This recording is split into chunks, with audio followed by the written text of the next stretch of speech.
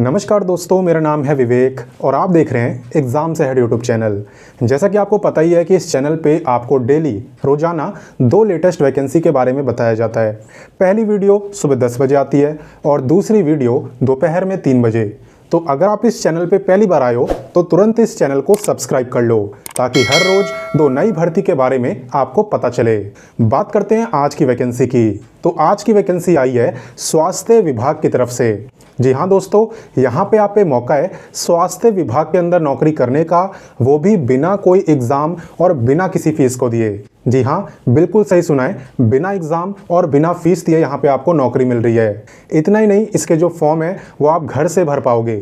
ठीक है, आराम से घर बैठे अपने फ़ोन से ही आवेदन कर सकते हो। पूरा प्रोसेस मैं आपको समझा दूंगा। आपका काम है बस वीडियो को लाइक करना ताकि मैं मोटिवेटेड रहूं और ऐसी वैकेंसी लाऊं, और वीडियो को पूरा देखना ताकि आपके मन में कोई डाउट ना रहे, सारी जानकारी आपको मिल सके। क्योंकि मैं तो सारी जानकारी देता हूं, लेकिन कुछ बच्चे वीडियो पूरा नहीं देखते, इसलिए उनके मन में डाउट रह जाता है। लेकिन आपको ऐसा नहीं करना है। तो चलिए अब शुरू करते हैं। सबसे पहले मैं आपको बताता हूं विभाग का नाम। आखिर ये वैकेंसी निकाली किसकी तरफ से गई है। तो देखिए, विभाग का नाम है MOHFW, यानी ministry of health and family welfare. इसे हिंदी में हम कहते हैं स्वास्थ्य विभाग। तो इसी की तरफ से वैकेंसी निकाली गई है। बात करें यहाँ पे इंपॉर्टेंट डेट्स की, तो यहाँ पे जो आवेदन है वो ऑलरेडी स्टार्ट हो चुके हैं, शुरू हो चुके हैं। बात करें लास्ट डेट की, तो फॉर्म भरने की लास्ट डेट है 8 अप्रैल।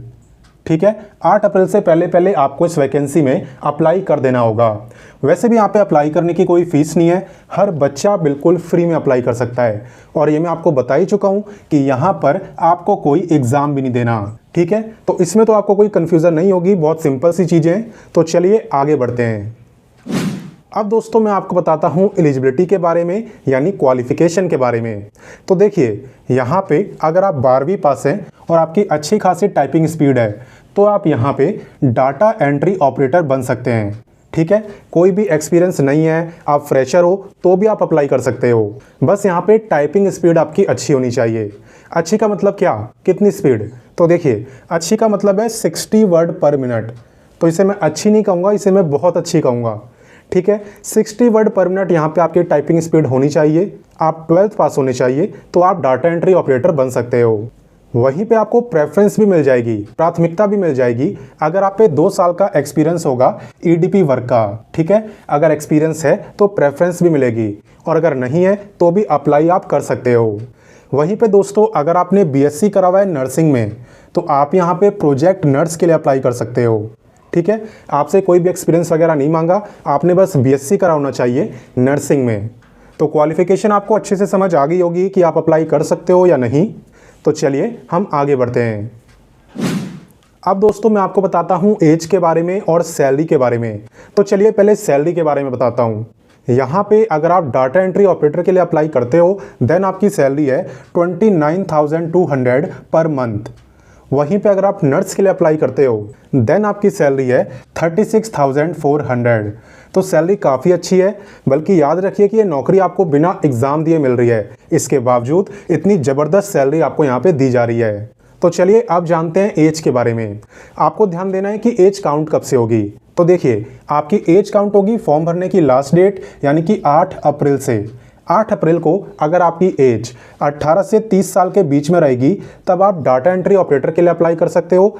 वहीं पे जो नर्स की एज लिमिट है वो है 18 से लेके 35 साल। ठीक है, डाटा एंट्री ऑपरेटर की 18 से 30 साल और नर्स की 18 से 35 साल। अलग से यहाँ पे कोई भी रिलैक्सेशन आपको नहीं मिलने वाला, यही आपकी फाइनल एज लिमिट है सभी बच्चों के लिए। आगे बात समझ? तो चलिए आगे बढ़ते हैं।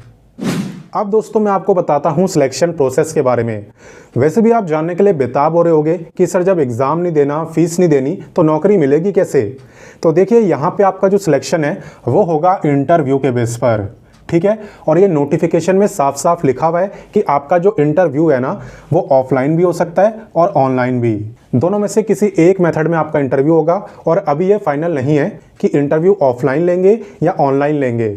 जैसे भी लेंगे उनकी मर्जी, हम ध्यान देते हैं अपने काम पे। अब बात करें कि इंटरव्यू की डेट क्या है, तो देखिए डेट यहाँ पे अभी इन्होंने अनाउंस नहीं करी है। जो इंटरव्यू की डेट है ना वो सिर्फ शॉर्टलिस्ट कैंडिडेट्स को बताई जाएगी।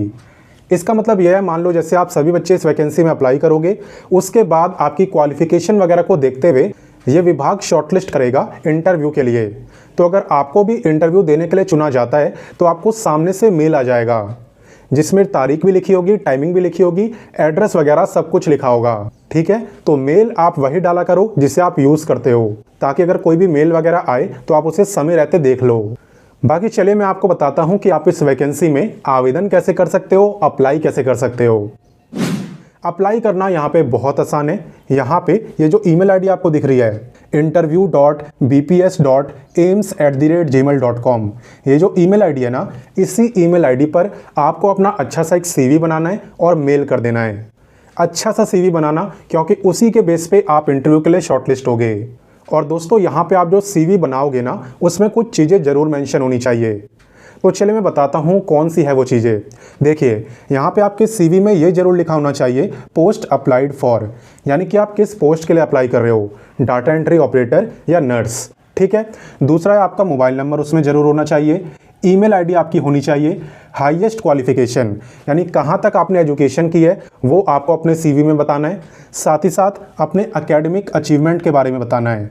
ठीक है, अगर आपने कुछ अचीव करा हो पढ़ाई लिखाई में, एकेडमिक में, तो उसके बारे में आप ज़रूर बताना, उससे अच्छा इंप्रेशन पड़ता है। साथ ही साथ यहाँ पे आपको अपनी कंप्यूटर स्किल्स भी बतानी है, यानी आप कंप्यूटर में क्या क्या जानते हो। ठीक है, एक्सेल हो गया, अगर कोडिंग वगैरह आती है, जितनी भी चीज़ें आती हैं आप बता देना। वैसे भी आप जितना अपने बारे में लिखेंगे उतने ही आपके चांसेस बढ़ जाते हैं इंटरव्यू में शॉर्टलिस्ट होने के। वो कहते हैं ना, जो दिखता है वही बिकता है। बस सेम केस यहाँ पे भी रहने वाला है। बाकी अब सिलेक्शन प्रोसेस में आपको कोई डाउट नहीं होगा, तो चलिए आगे बढ़ते हैं। अब दोस्तों मैं आपको बताता हूँ कि यहाँ पे आपकी जॉब लोकेशन क्या रहेगी। और यहाँ पे अगर ऑनलाइन इंटरव्यू होता है तब तो आप घर से दे पाओगे, और अगर ऑफलाइन इंटरव्यू होता है तो इंटरव्यू देने भी आपको यहीं आना होगा जहाँ मैं आपको बता रहा हूँ।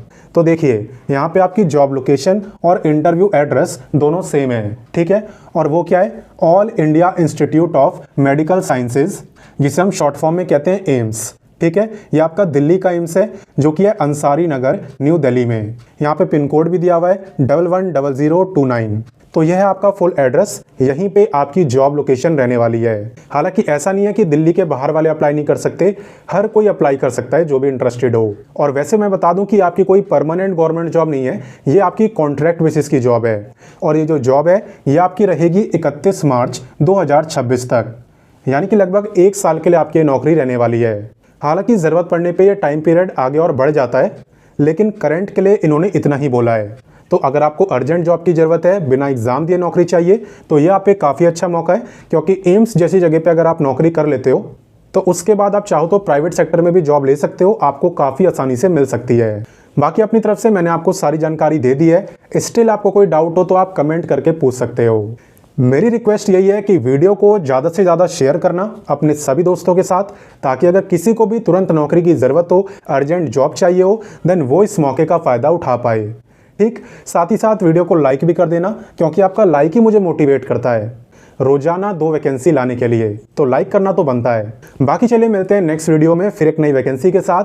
तब तक के लिए अपना ख्याल रखिए, अच्छे से पढ़ाई करिए। जय हिंद, जय भारत।